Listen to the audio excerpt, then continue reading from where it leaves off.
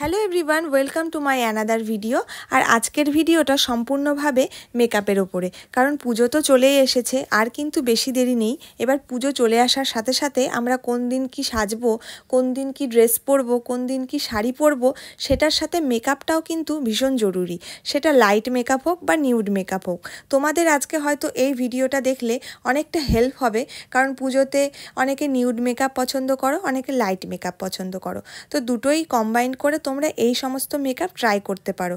দেখো, আজকে আমি শার্টের সাথে শাড়িটা ট্রাই করেছি। অবভিয়াসলি শাড়িটা আমার বুটিকের, ঋদ্ধি বুটিকের শাড়ি, কটন ইন্ডিগো। তোমরা চাইলে যোগাযোগ করতে পারো, এই শাড়িটা অ্যাভেলেবেল আছে।